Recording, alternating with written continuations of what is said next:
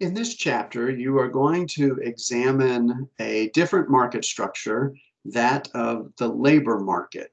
What makes this unique from the other four market structures that you have already looked at is that in this market structure, the role of supplier and demander is switched.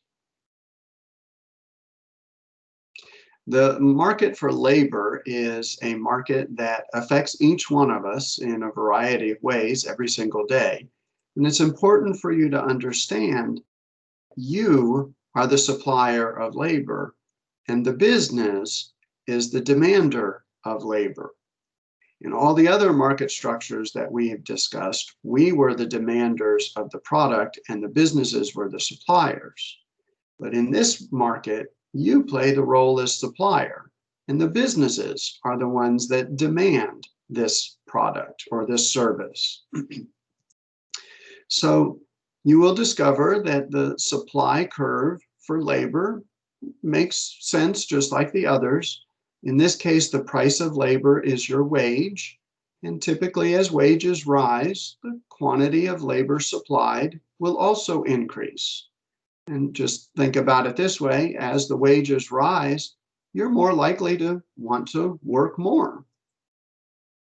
The demand for labor, on the other hand, is derived from the demand for the product. So if there is no demand for the product, there isn't going to be any demand for the labor to make that product.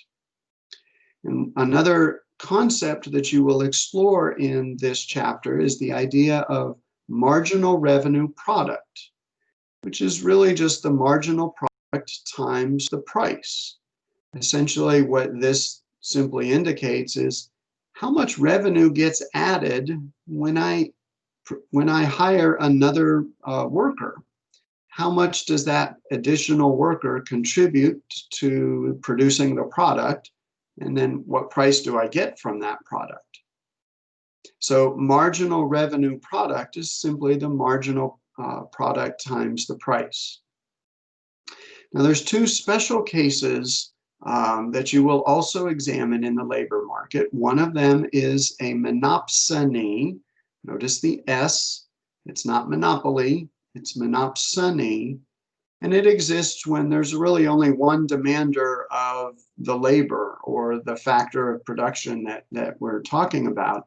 And this typically exists in cases where the labor force pretty much has no other choice but to work for the one entity.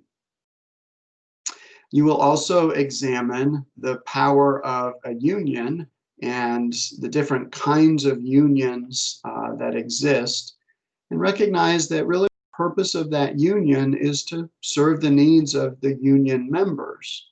So while a monopsonist really means there's only one demander of the service labor, a union essentially tries to control the supply of labor.